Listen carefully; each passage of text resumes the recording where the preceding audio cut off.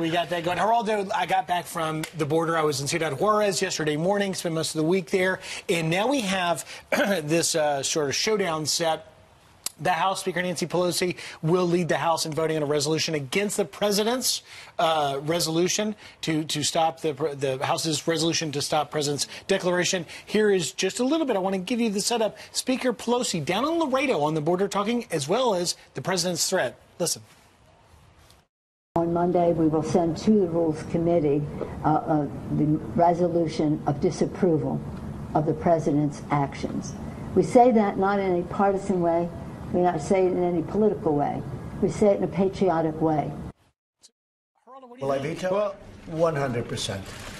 100%. And I don't think it survives a veto. We have too many smart people that want border security, so I can't imagine it could survive a veto, but I will veto it, yes.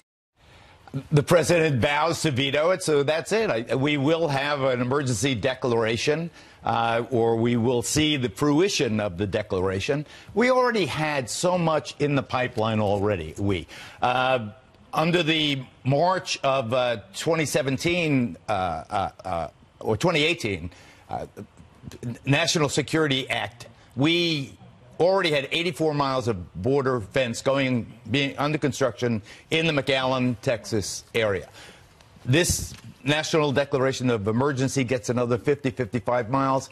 There's other Defense Department money. There'll be wall, fence, barrier construction for many years to come. I just wish everybody would just declare victory and move on. Nancy Pelosi is not going to be successful. The president will override the veto. I think there will be, the president predicted, I think, very accurately. There'll be this lawsuit in the Ninth Circuit. It'll go all the way up. He'll lose. Then it'll get to the Supreme Court of the United States. And the Supreme Court, as it did in the travel declaration, because he has such latitude when it comes to immigration, will say, and I predict on a 5-4 basis, they'll say the president was within his constitutional power. So, Geraldo, President George W. Bush pushed through the 2006 Fence Act for barriers on the border. President Barack Obama sent National Guard troops to the border. The president seems to be doing both of those things. How is what he's doing much different than previous presidents? It's not, Katie, but what I don't like is the improvisational nature of it. It doesn't seem orderly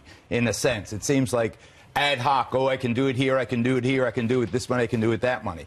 The job needs to be done. I think ultimately it will get done. But you're absolutely right. I mean, Barack Obama was known as the deporter-in-chief.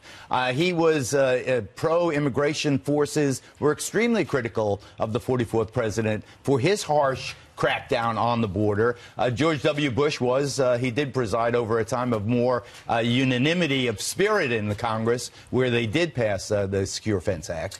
And I think they have to get back to that. They have to get off this kick that the border fence is a moral issue. It's not a moral issue. It's a logistical issue. It's an issue of physical security. You've got to stop put this kind of mythicizing of it. It's this. People need to be able to predict what's going to happen on that border. And I think that it's fair to say there will be fencing, there will be a barrier, there will be a wall of sorts. But we're going to have this debate, I fear, all through the 2020 campaign and all through the next president. We've been talking about